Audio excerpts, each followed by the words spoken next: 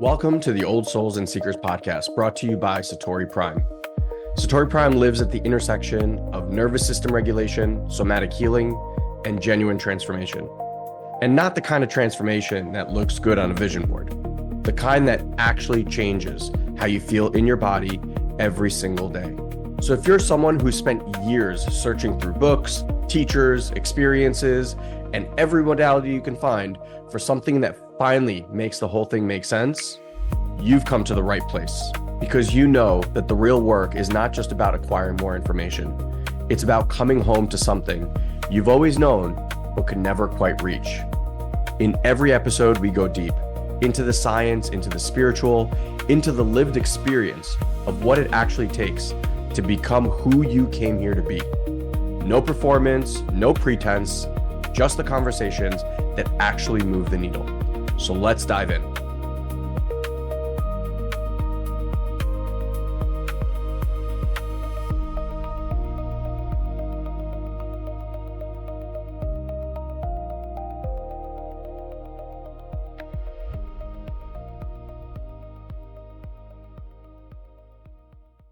Hello, everybody. Hi, Guy. Hey, everybody. Welcome to the podcast. Excited to be here with you guys. Guy, I called Guy. I was like, "Are we doing this?" And he's like, "Yeah, it's good therapy for us." So hopefully it's good therapy for all of us. Yeah, so we were just talking offline about what we wanted to bring through today. And I was saying, maybe we talk about surrender and which is what has been showing up so much in our lives right now, in all the different ways. It's been really interesting. I had a 48-hour window this past weekend where it was just like, can you surrender? Can you surrender? Can you surrender? It was just like One might call it nonstop. one might call it a kerfuffle. Oh my God, it was just so wild. I went camping with my boys. We do this like yearly camping trip. And I had some stuff happen there, which for the sake of the podcast, I won't say exactly what happened, but I had some experiences there that I also needed to surrender to, which were very, very intense. And then on my way out, I was supposed to fly out at 3 p.m. Ended up sitting on the tarmac for, well, we didn't, so I got to the airport at 1. We didn't end up flying till 12:30 a.m. I was on the plane for about 9 of those 10 hours, just sitting there between not being able to fly, then saying, okay, we can fly, but we have to go back and get more gas before because it's a longer route. Then we get back there and we get gas, we go back out, and we didn't fly out in time. And so the pilots timed out. So then we had to go back to the gate, wait another 2 hours, get back on the plane, wait another 2 hours. It was like, They give you guys the most important part of that story is, did they give you snacks? no. Oh, so they kept everyone hangry on the plane. That's a dangerous situation. More than that, they said that they're not allowed to legally keep you on a plane for more than 3 hours without letting you guys off the plane. So when we came back to the gate, they were like, okay, we're legally obligated. You guys can get off the gate. Having said that, we have a very short window to get back out there after we refuel to like make this thing without the pilots timing out. So they're like, so if you go, just know that the doors might be closed. So they're like, we have to let you off, but you can't get off. And so they like closed the bridgeway. And obviously, needless to say, people were not happy. Yeah.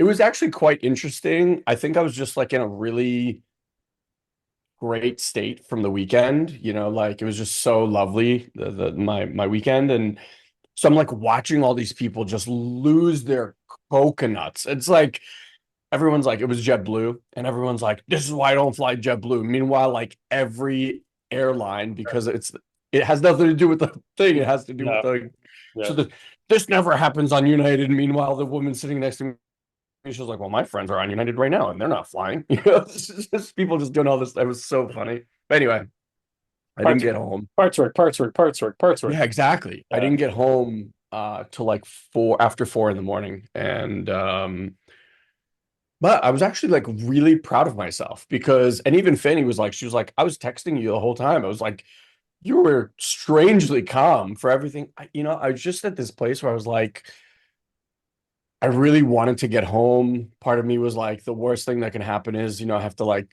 go to some airport hotel and then fly out the next day. But then I was hearing like all the flights for like days were just being canceled. Sure. So I was just like sitting there and I was like, God, I'd really love to be home.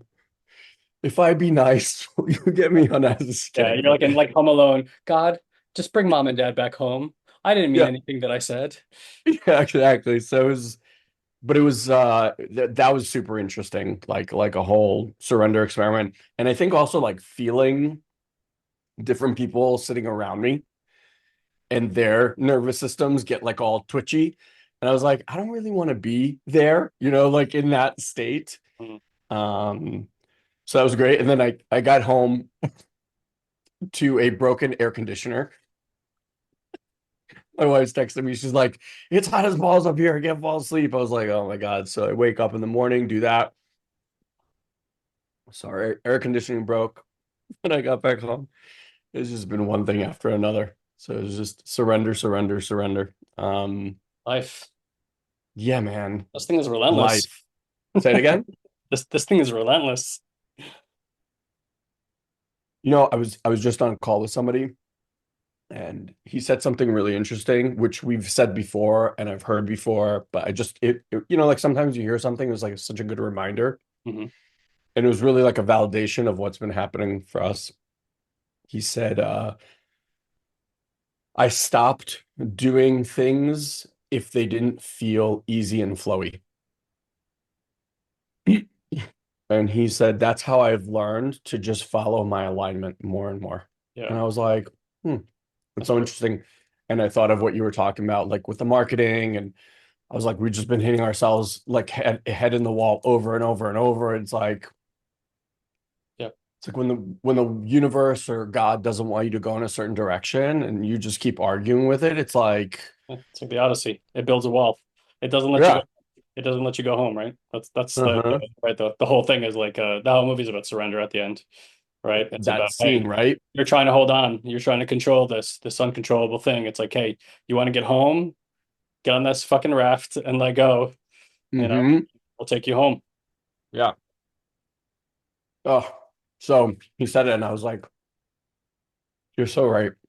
And then something about he, I was saying like the two biggest lessons I think I've learned through all the work that we've ever done is surrender and allow. Mm. The reason like when we go to Colombia and we're like doing the plant medicine work, it's like surrender, allow, surrender, allow, surrender, allow. But today I said something I was like, which I don't know that I've said before. I probably felt it, but never said it, which surrender to God and allow God. And I did like this practice with him and I just felt like I went to the ethereal and it was just like being surrounded by angels and he was like and what does it feel like? I said it feels like I'm just taken care of, and I'm like watched over. And I know that for a fact, like of so many times in my life, but The it still invisible, somehow makes yeah. I was gonna say the it still invisible. somehow makes the surrendering even knowing that and having all the experiences, like when you're faced with, okay, now surrender and allow this, you're like, yeah, but The ego only knows to do one thing with adversity, which is yeah. manhandle the shit out of it, right? Like instead of letting it all go. It's funny because it's just like surrendering sounds like it should be the simplest thing in the world. Following your joy sounds like it should be the easiest thing in the world, and yet it's like the most terrifying thing. If you actually woke up in the morning like, what would make me happy today, and just did that, that seems like that should be the most nonchalant decision of your entire life, right? And Hmm. the pressure to conform to making things happen, to acting at the will of the ego to try to feel like you're in control or going to survive something is ultimately why 99.9% of us are suffering as much as we are. But like to actually have faith means I will be provided for, Yeah. no matter what, through and through. Ironically, I watched The Prince of Egypt yesterday for the first time with my kids, which was not a really great movie to watch with my kids. Prince of Egypt is a story of Moses. It's Passover. Oh, but it's a cartoon, like an old. It's a DreamWorks cartoon. Yeah, One yeah. one of our really good friends said it's her favorite movie. It's got like beautiful music in it. I remember the song, but I knew the story. I'm like, why did I watch this with my children? Like this is so inappropriate. Hmm. But Mandy somehow wanted to watch it like as a non-practicing Jew, but like as a Jew who's celebrated, 40 some odd Passovers, like I know that Sure. story hand in hand, but to my wife, like she didn't. So we had started having conversations about the New Testament and like all these belief systems, and whether this is metaphorical or real, or why did this happen, or how could we all these different things, right? But she like didn't know the story well, and she was just blown away that like I knew every detail of this story. I'm like, man, I'm like We try to tell it every year. every Jew on the planet. Like, this is like not knowing that like Jesus was the son of God, or like the bunnies come every April to celebrate Jesus's return. So like that kind of thing.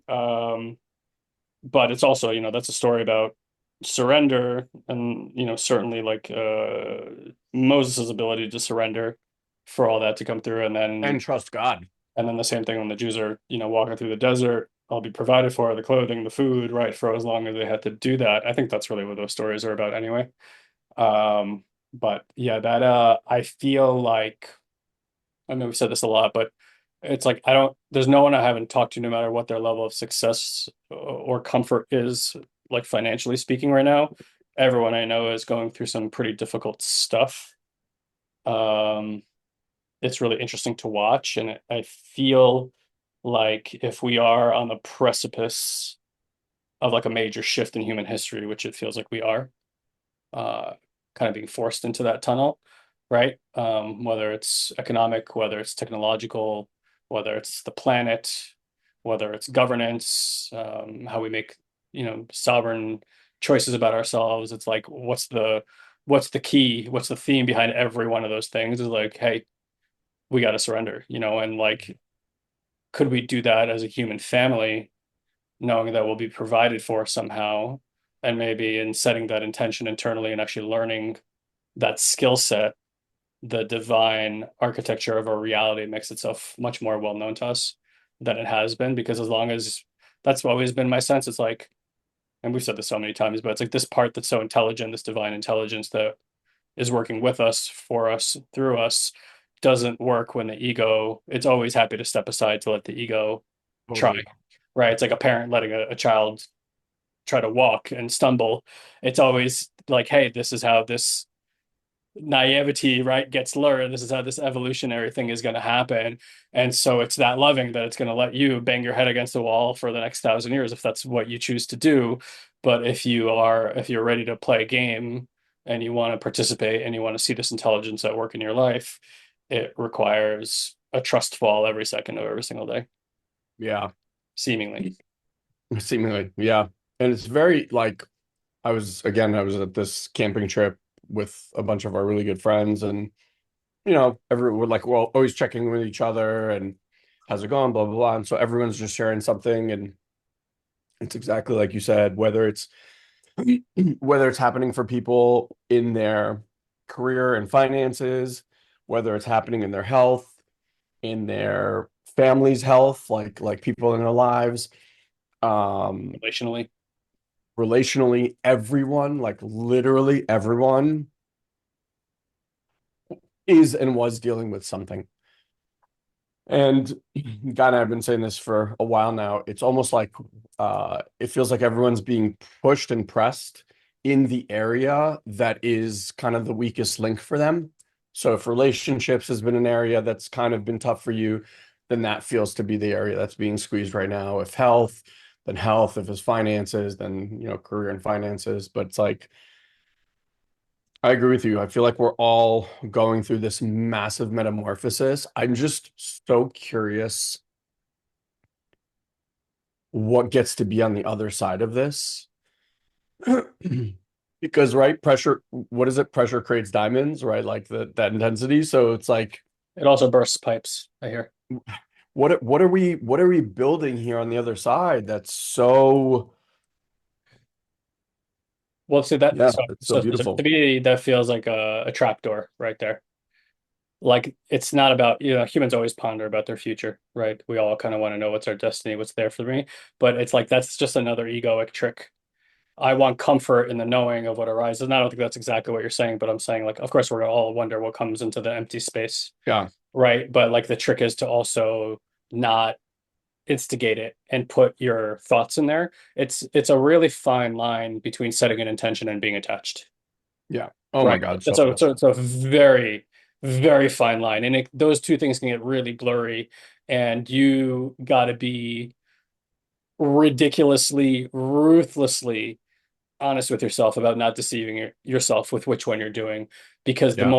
the moment you attach yourself to an idea of what's over there, you're back in the same saddle again, trying to control the outcome to lend you over there. And in a world of like Western psychology where everyone's like, make a goal, go after it ruthlessly, like that creates a ridiculous amount of suffering in a person's life. And then you got to battle yourself because you might be doing things that don't actually feel good, but it seems like a means to an end. And so that's what I'm saying. Like every opportunity we have to be in this connection to this intelligence, it's such a fucking fine line between the two. And like your ego knows how to play a game to make you think you're walking the spiritual path while playing its game. Hmm. And I think that's why being somatically aware in general gives you the signal of what's going on in your life, because your mind will always convince you you're doing the right thing, regardless of what paradigm or framing you're in. I've seen this my entire life. Like people will find the story to give themselves permission to be doing what they're doing, including myself. I don't obfuscate myself from that at all, but it has taken a Totally. great deal of training and effort on my part and also being open enough to getting clean reflection from other people to keep bumping me back on my spiritual path. And for me, that's what wisdom actually is. It's not the intelligence, it's the recognition of when you're no longer living that. And again, like there you might be living that, like I think me and you have lived much of that in many areas of our life, but certainly we're struggling in this one place because we have been stubborn and we have this vision and this goal and what we think it could be and all this other stuff, and yet it's been a road of great struggle, right? Yeah. The piece that became so clear to me as I was talking to some of these guys was how we all try to figure shit out or heal ourselves or make it okay from an under-resourced place. So we're like really under-resourced and we're trying to process, and how all the processing tends to happen up here for people, where it's like the mind is grasping to try to make sense of something, and then it's grasping for some new tool, some new tip, whatever, to like, work through it. And I just see like people are just stuck, they're stuck in grief, they're stuck in terror, they're stuck in confusion, and it's just like reach for more information, reach for more understanding. And I'm like, look, you can reach for all you want in that world when the block is energetic and is in the body.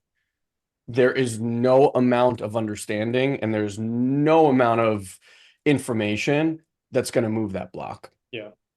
And that block is so uncomfortable for people to sit with, mostly because A, they're under-resourced, B, you're trying to like do it on your own, and that's not what it needs. Like we need the connection of other to be able to move what feels like an immovable object in the body. Without other, like it's not going to happen. And so I was asking him, I was like, how long have you been working on this? Well, this has been going on for 6 months. I was like, okay, what have you been doing over these last 6 months? I've been this, I've been that. And even like meditation, which seems like a more elevated approach. I'm like, you're still in meditation, but you're there by yourself. Like, Or you're using if you meditation to turn away from it, exactly. And put so the mind elsewhere other than paying attention to that thing.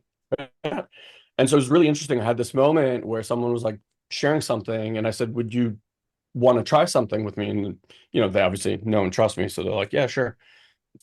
And really, all I did was I transmitted like a deep, deep connection to Earth, and had him kind of like mirror that transmission and find it. And all of a sudden, he's like finding himself deep, and I can feel his body just like start to open and release things as it's happening. And then I was like, okay, now from this place, now come meet your heart. And like the second we met the heart, like the heart just felt so much more open and so much more willing to just be there and experience things. And I looked at him, I was like, don't ever, ever, ever go and touch these hurt parts until you're resourced and until you have connection. Otherwise, you're just going to keep looping in the same trauma. Yeah. And so, There's some it's truth to really, that. I believe that wholeheartedly too, but I was just reflecting on why that might be. And it's like, these parts self-isolate, right? Like we isolate, we kind of retreat when we're feeling like not enough or broken in some way. And it's like no matter how much healing you go through, as long as that part retreats into that isolation, mhm. how does that really support you? Because that isolation means it's retreating from you too. It's isolating from you, it's isolating from your awareness. And it's like everything works through connection. Like our connection to the ethereal, to God, to Mhm. divinity, however you name it, is also it's a direct connection relationship. It can't be connected in isolation. So every part of you needs to learn that it's not in isolation in order to be connected to that resource and energy.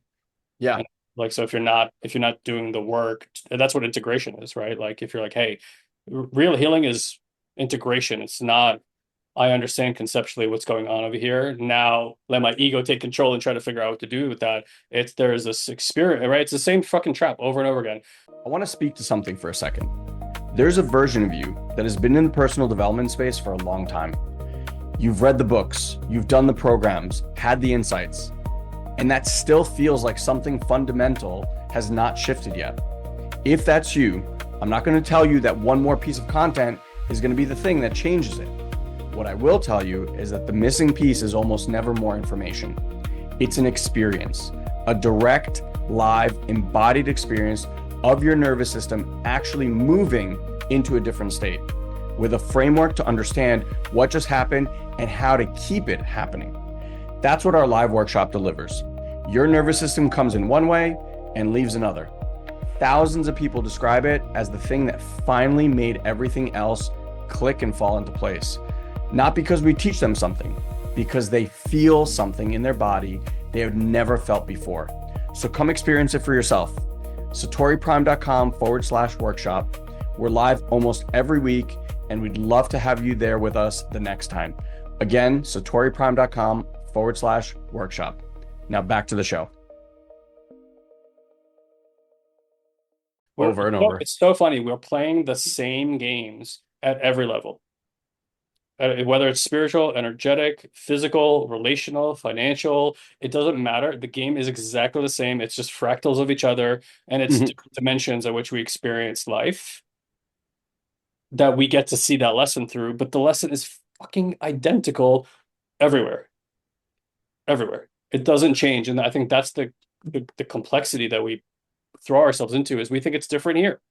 Oh, Yeah. I'm not making enough money because of this. It's like that's the same. The relationships aren't working out. That's the same. My body Mhm. hurts. That's the same. Like it's just the same across the board.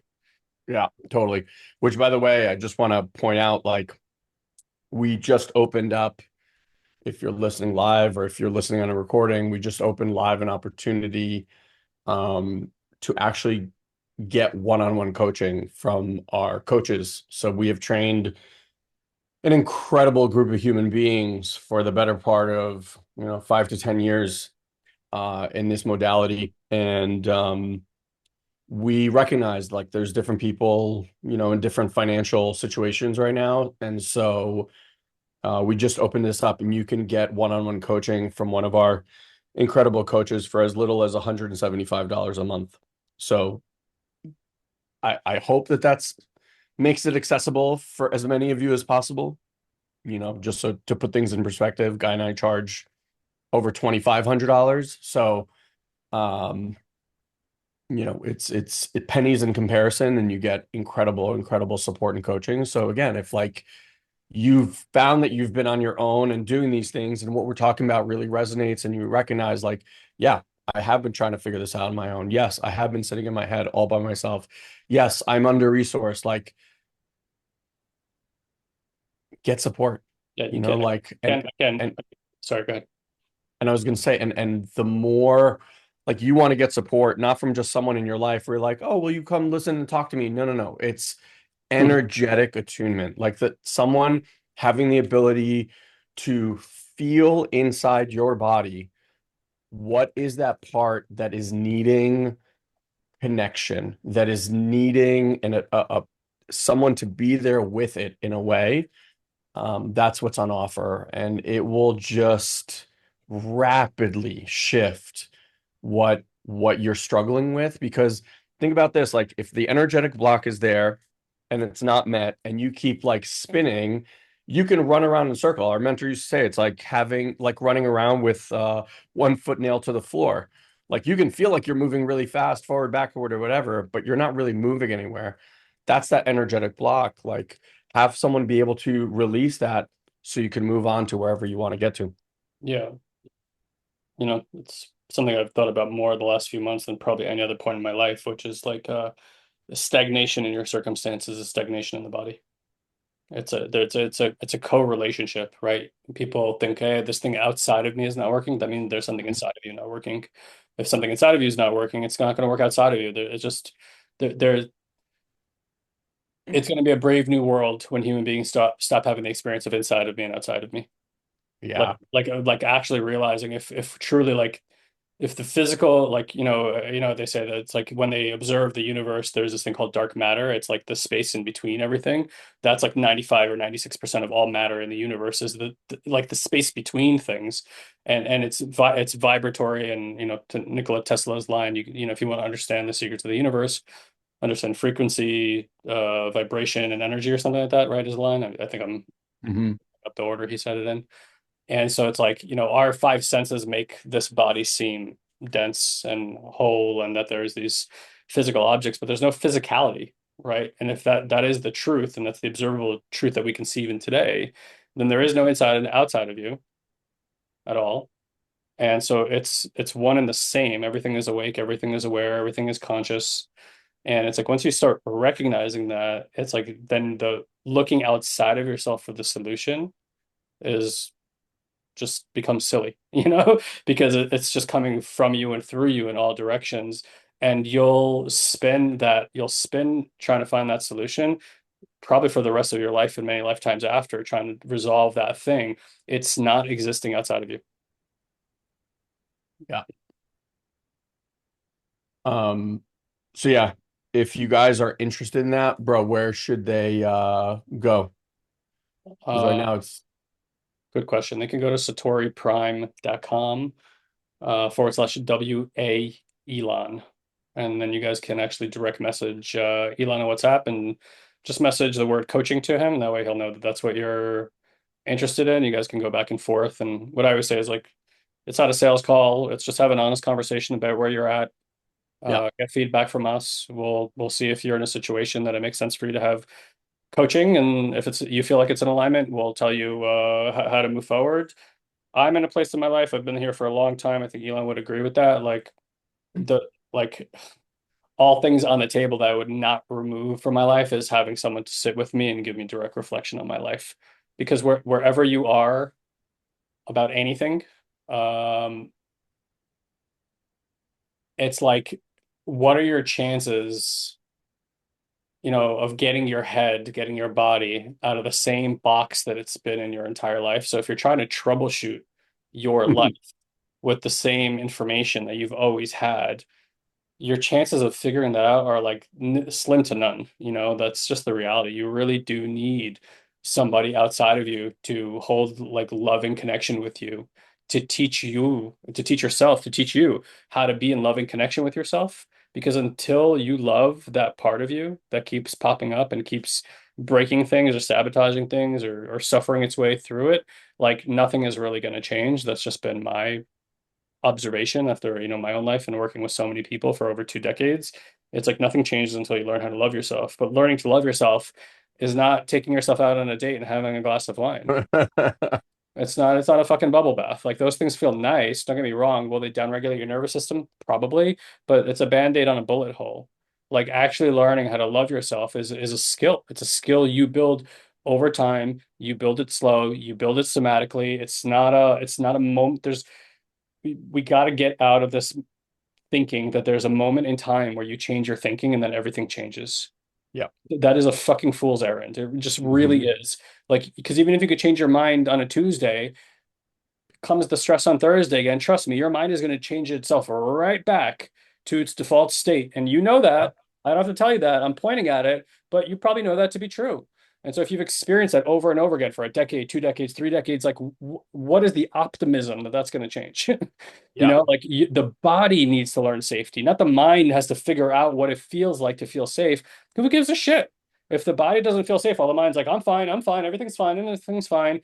That's the meme of that dog sitting in the house while everything's on fire and going, I'm fine, while the fire gets warmer. And I'm speaking from personal experience here about the areas of my life where I'm still have been traditionally still stubborn about trying to make it all work, thinking that the breakthrough is just around the corner. Like it's an illusion and you suffer greatly instead of just like doing the fucking work. Like if you want to understand what the work is, it's learning to love yourself, learning cultivating safety in the body, and like your whole life is relationally based. You have a relationship to money, to your health, to every other area of your life. It's all relationship based. So when we talk about safe attachment, being in safe relationship with something, guess what has to learn? Safety. This body has to feel safe in relationship to that thing for that to transform. And if you're not doing the work to cultivate safety in relationship to anything in your life, that's why, like, just cultivate safety. It will change your relationship to everything in your life and everything gets easier. If at the very least, to be able to start walking the path of surrender, because again, surrender is a faculty, it's a side effect of feeling safe. Yeah. If I don't feel safe, I can't let go. I cannot surrender because that part of me thinks if I let go here, I'm going to die. And the reality is, you actually have to meet yourself and go through that ego death and let it die to see the divinity show up in the other side in the empty space of where you let go. So if you want connection to the divine, to God, Jesus, I don't care, whatever the fuck, however your deity you pray to, and whatever your contentions is about that, like that's where you meet that energy in your life.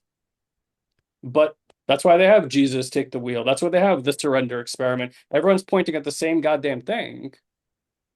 And it feels like it should be really easy to come to that conclusion. And we all kind of know it to be true because life serves up that lesson over and over again, giving you opportunities to surrender constantly. But how many of us actually have that skill? Absolutely. I love that. Very, very well said. Yeah, and I think that in general, like even the surrender of and going through that stuff, again, from my experience, mom and dad did the best they could, but they didn't know how to hold certain parts of us. And so when those parts didn't feel safe to be fully met, then that's why they go into hiding, both from others and from ourselves. And that's why sitting with the kind of practitioners and masters that we have, where it's like they've imprinted onto us what it feels like to safely be held, which allows, when you're talking about surrender, it's like surrender into the fear, surrender into the parts of myself that don't feel worthy. And like, I didn't know how to do that because I didn't have a felt sense of what that even felt like Exactly. until someone did that for me. And then once someone does that, it almost is as if the cells of the body now get some new imprint and they go, oh, this is what they've all been pointing to. So when we talk about this in words, it's wonderful. Like, and I know many people will listen and go, yeah, that's so smart. Yeah, yeah, I totally get that. But there's a big difference between getting something intellectually and feeling something in the body. Yeah. And that's, I think, for the first 15 plus years of our personal development, we were much more curious and understanding something than having it land as a felt sense experience in the cells. Yeah. And I think that's been the biggest shift for us. I think where mindset still plays a major factor and role is that once you've cleared that somatically from the body, you have to be aware enough to not to recreate the pattern so the body doesn't return to its default somatic state. Yeah. And that's where it is important to have vigilance, awareness. And again, I think even saying like to be ruthlessly honest with yourself and not deceive yourself is something that you got to have mastery with the mind. Right? Like I've said this so many times, but a human being is not one thing.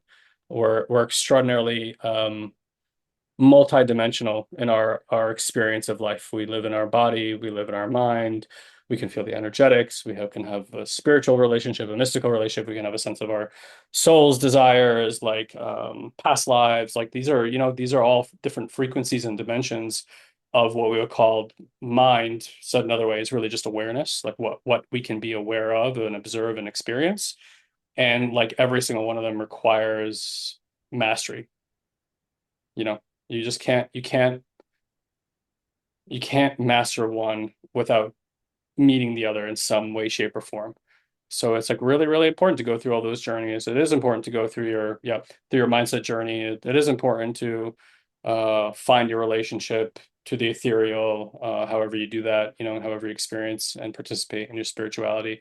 These things seem to matter. They seem to matter, and they seem Yeah. to be uh, a theme in all of our lives, regardless of whether we're looking for it or not. Yeah. And there's, the thing that I'm sitting now with is like, okay, what is the future self that I want, right? Like there's an experience that this version of me is having at this moment, right? And that I can be with that. And it's like, what is the experience of life that I want? Whether it's ease, whether it's flow, whether it's new states of abundance, whatever it might be. And it's like, in the same way that we're talking about having your cells feel being held and someone being with you, it's like I want to also imprint onto my cells ongoingly that newness as well. Like, and I know that my future self and my present self and my past self are kind of all happening at the same time.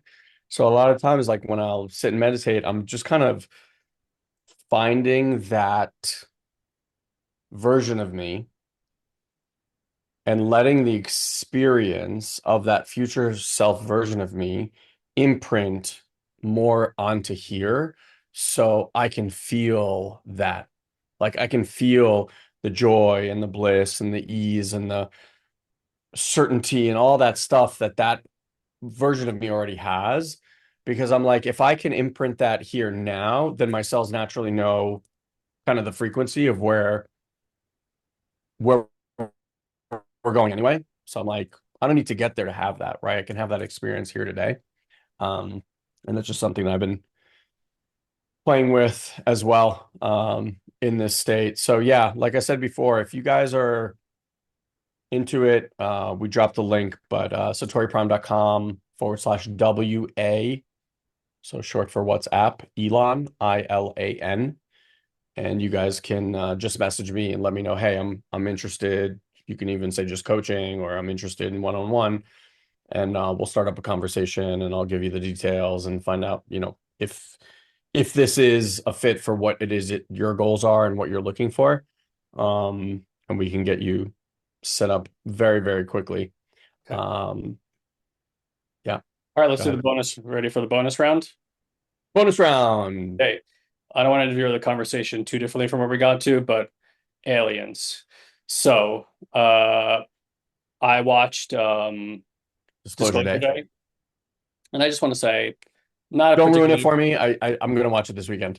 yeah, it's fine. It's okay. Well, exactly what you Yeah. think it is exactly what it is. Yeah, It's I'm sure. Yeah. not a movie that surprises you. Spielberg, in my eyes, he's no Chris Nolan, potentially one of the most overblown directors of all time. And I'm not saying he doesn't have some winners in there, or has not done some beautiful projects, but on the whole, like 85% of his projects are not that interesting.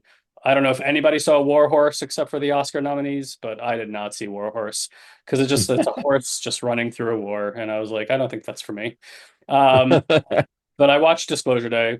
It's exactly what you expect it to be. And guess what? There's disclosure on there. and because it's called Disclosure Day. So I didn't enjoy the movie at all. I thought it was really quite boring, honestly. Having Okay. said that, there's the scene that they do the disclosure, and that's what I want to talk about because I bawled my fucking eyes out. And like I wept profusely. And I'm not quite sure why, because I've never really doubted since X-Files days that we are not alone here. That would just makes zero asinine sense to me that we even have to ask that question. Of course, we're not alone because everywhere we look, life sprouts up everywhere. I just don't think we always know how to look for it because human beings are dumb and and immature.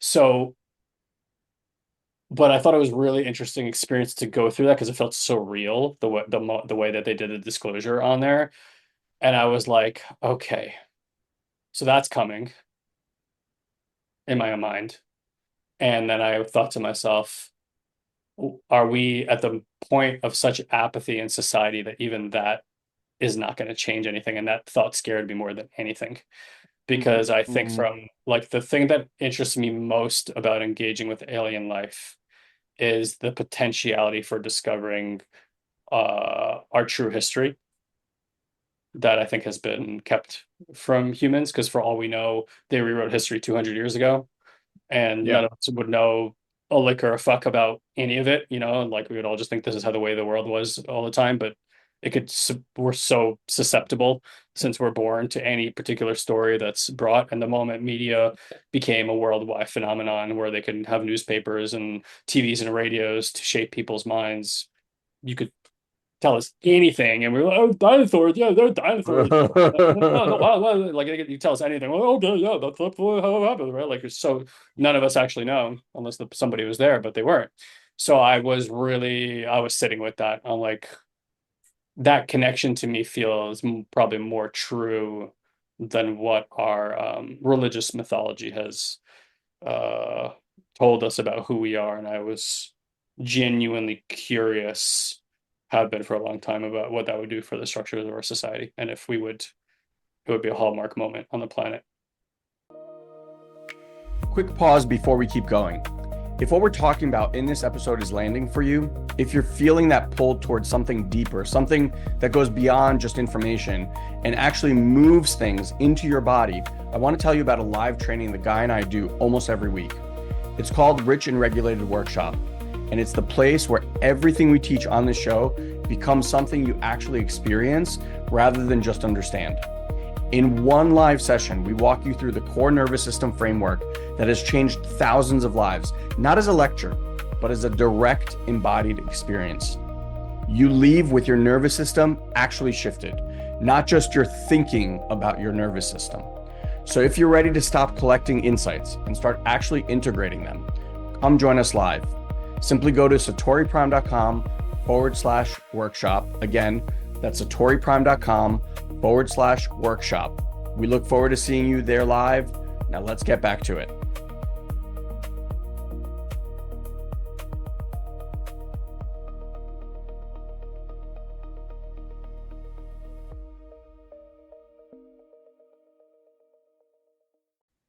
That It's seems going like to be very, very interesting. I've actually started to have these conversations with people because I'm just curious to see where people stand. And it really is two very distinct camps so far. I'm sure there's some gray areas in between, but like there are people who are like you, super excited. We're like, come on, beat me up, show Scott. yourselves. Let's get through this, and so we can I have think the like good part is I've noticed we're past the anal probing, so like they're not doing a lot of that these days. So it feels like they might just come down here and like give us like a birthday cake where they're like, all right, we found enough information in your buttholes so we can move on. the other one though is I think people gonna assume that they're coming here to attack. No, why And would they do that now? That makes zero sense. but I'm You need telling you, 30 like seconds these, to think. I've inquired. Like these are the two camps. So people think that like, they come in peace or they come to put us into pieces. And that those people are like, That makes no sense whatsoever. we're If gonna they need guns and we're gonna need what to are they protect waiting for? ourselves What are and they blah blah waiting? blah. And I'm like, okay. Why would they have done that for thousands of years already? Why wait? Oh, well, Trump's in office. I guess it's time to go down there and clean house. Like, what are they waiting for? Like if they're I if have you no idea. have a society that's hundreds of millions of years or even a million years in front of us, technologically speaking, that it's over before we started. So if that hasn't already happened, what are they waiting for until we take all the resources from the planet? Like that, like there's no logical stream there for that. And again, if you are, I have been well rehearsed in this area of my life. I dated a girl many years ago whose father was like a historian in this thing, and I have no doubt that our governments have been in contact with alien life for an extremely long time. I don't think we've ever actually broke apart from it. I think it's just been kept away from modern civilization. The real question is when humanity finds out that we are no longer the apex predator of this planet, and in fact, it's not even our planet, what do you do with that piece of information? Is that a threat to you or is that a relief to you? That's Because what I'm we're saying. because we're not the best. Like, with Jesus take the wheel, we're not the best with our hands on the wheel on this planet either. It's like giving it a bunch of 5-year-olds and then putting them on crack and then saying, "Here's a planet, enjoy." That's pretty much what we've done with it so far. So, like, it would be nice if the adults came to the room and they're like, "Listen, children, this has been kept away from you. You have been dulled and deceived." And the spiritual ineptitude that is portraying on this planet in comparison to what has clearly been possible here. And if you do any research on ancient civilizations, it's very clear that humanity is in an inept state right now, potentially because we chose to be here also, which says something about us. Um, but clearly we have the capacity for greatness in ways that, at least in our lifetimes, we haven't experienced before. And it does seem like this stuff is cyclical and is a part of the spiritual pattern of growth on this planet. But like to me, if that's happening, that to brings in a new renaissance that seems to be, I'd like to believe that the reason it's so challenging right now is we are moving towards a time of humanity where civilization does not need to be decimated or for it to restart again. Yeah. Yeah, I hope so. Yeah, you said this line like so many years ago where you're like, there are more souls on this planet than in any time of history. And it's like if you come from Soul World and it's all love and light and you choose to embody to come onto this planet, like would all these souls choose to come to watch something blow up or the creation of a new world? And yeah, I really like, I mean, I know if I was sitting up there drinking my favorite drink with my favorite people and people were like, you want to go down and see something blow up? I'd be like, Yeah, good, yeah, but if they're like, we're about to watch some new Earth be created, like you want to be down there for that? I'd be like, yeah, fuck yeah, sign me up for that one. yeah. Yeah. Also, just the energy's rising. This is like, again, it's like the Odyssey, except here it's always IMAX 70 millimeter. The acting is there's a lot of bad actors, but the filming is really impressive. Very, very clear HD. Yeah, Yeah. Well, um, aliens, baby. I think takeaways are surrender, allow, aliens, and getting one-on-one support. Yeah, well, it's not that different. If you want to, like, I think also this alien connection requires a certain type of spiritual maturity that hasn't been here either. So we're hopefully moving towards that as well. Oh, you froze. Say it Uh, again. You think yeah, I it? was going to say this connection to, alternate higher connection beings also requires a certain type of spirituality and a connection because, like, whatever species are around us have probably been on this path also and have had to learn all these same lessons Absolutely. as well. And so there's to me, a great deal of empathy. And the last thing I'll always say to people is like, if something has been around for a long time, then it has traveled the journey that we have been on. And when anytime I have been with quote more awakened people, the natural characteristic that arises from it is a great deal of empathy and And love. love for oneself and others. And so whatever is quote more awakened would naturally exude a lot more empathy than human beings naturally do. And empathy is our best trait and it has been treated like a disease instead of like the ultimate transformative skill that it actually is. And the more empathetic a human being is, the more loving, connected, spiritual, resource they are. And I think that's kind of what this generation is learning through all these challenges is like that empathy is the one skill that is most needed in this planet. for Yeah. oneself as I mean, well. if they're that technologically advanced to be able to travel the multiverses and find a blip of a dot in the middle of this ocean of nothingness, like they've done some deep, deep spiritual work as well. And you don't just accelerate in science and not all these other areas. So yeah, I'm with you. I feel like Well, we'll learn a lot, hopefully. yeah. And then I know, bro, you want to go, but somebody just asked, what is your advice for finding awakened people? I'm desperately searching.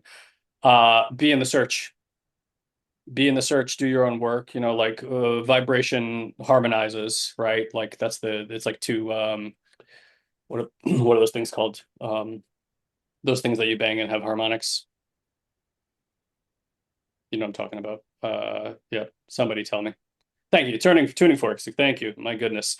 And if you ever Oh yeah. if you ever take one tuning fork and bring it next to another tuning fork that's not harmonized to it, there's no vibration. But you take that same tuning fork and Yeah, vibrate, yeah. put it next to another tuning fork, it begins to harmonize. And that's really what energy is. It's a harmonics, right? So it's like wherever you are in your system, whatever quote things that you are carrying that are trauma, that's just what's called disharmony, meaning it's not harmonized, right? Integration is where something is harmonizing again. And so that disharmonics will attract disharmonics. If you're off key, the only thing that vibrates is things that are off key, right? You find more of what you don't want in that harmonics. So healing work or alignment is basically saying I'm now vibrating at a different harmonics, right? Naturally, new things will show up in your life that align with that harmonics. Does that mean I have a healing experience and tomorrow I see a new world? Probably not, because you have to, it's not you have to, but you get to continue to do the work to stay longer in that harmonic state. Now, most people think my life is going to get better. And bro, if you need to go, it's fine. I can clean house here. Yeah. Um, Okay.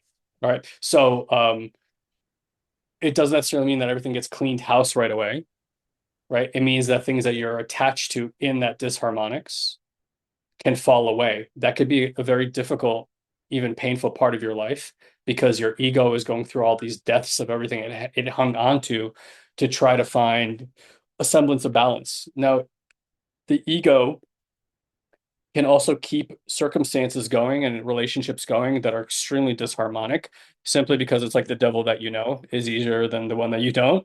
And so it will continue to create these kind of negative outcomes with these things that seem very painful and like why is this still in my life? It's because the ego is still reaching, thinking that, you know what, well, at least even though I don't like this, I know how to stabilize myself inside of this environment. So when we reharmonize or harmonize, like a lot of things that feel like stability can fall away in our lives. And that's where people get caught in a trap because they think it's not going the way that I thought that it should when I signed up for this.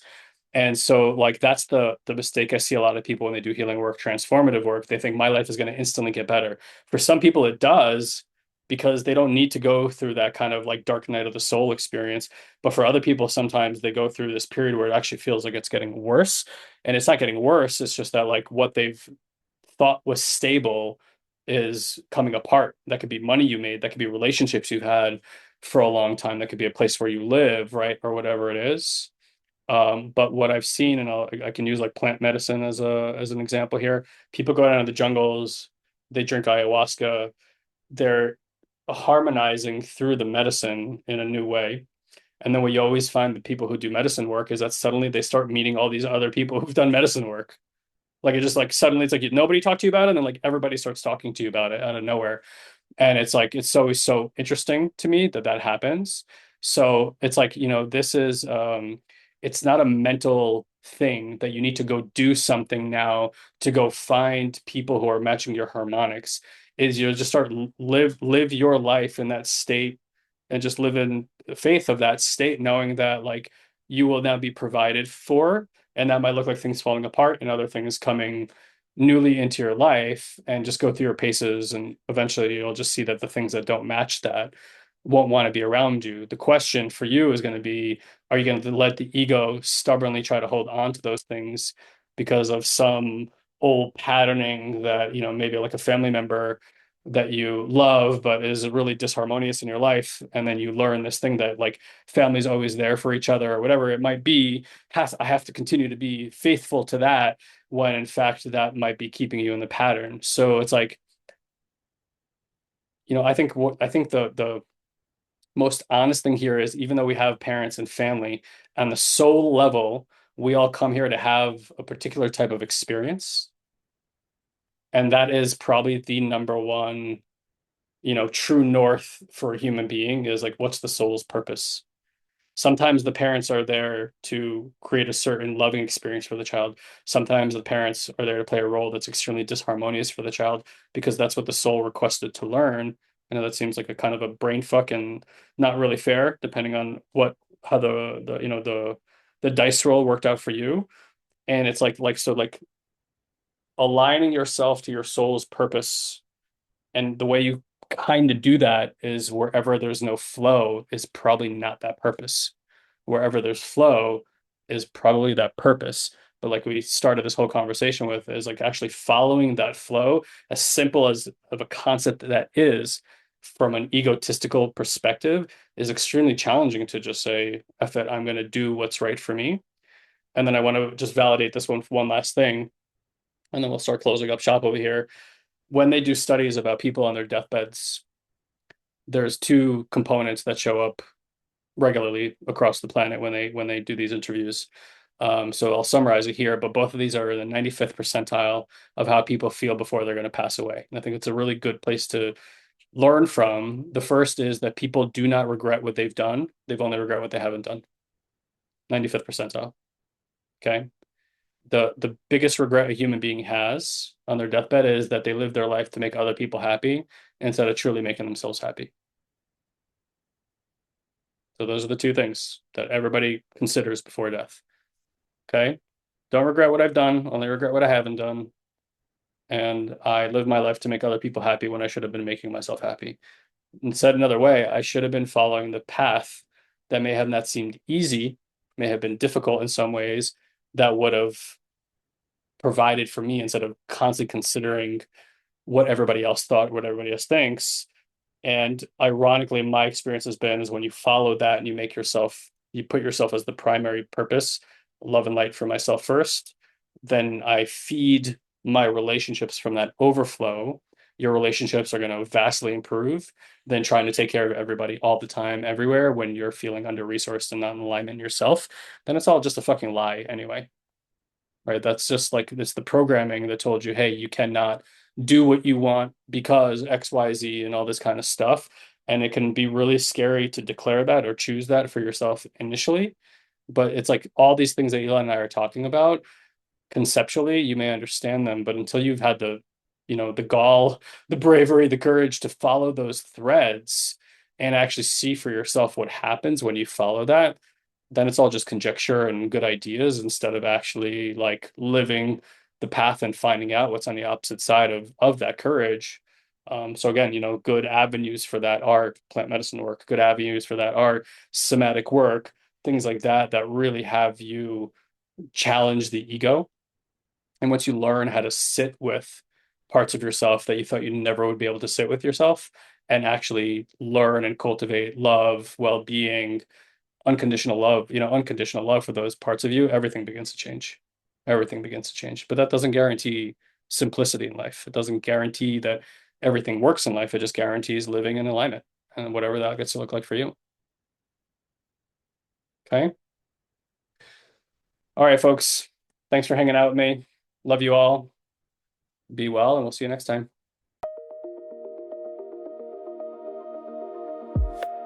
That's going to do it for today's episode of Old Souls and Seekers, my friend. So if something landed for you in this conversation, don't let it stay in your head. The work we talk about on this show only becomes real when it moves into your body and into your life. So take one thing from today, one insight, one practice, one moment that felt different, and bring it into how you show up in the next 24 hours. And if this podcast has been meaningful to you, the single best thing you can do is share it with one person who needs to hear it. Not a mass post, just one person. The one who maybe came to mind while you were listening. That's how this work spreads, one nervous system at a time. By the way, we record these live in front of our community every single week, so you can join live and ask questions at satoriprime.com/podcast. And if you can't make it live, then make sure to subscribe wherever you listen. If this show has been part of your journey, please leave us a review. It genuinely helps more people find their way home. And until next time, keep going inward. The answers you've been looking for have always been closer than you think. We'll see you on the next one.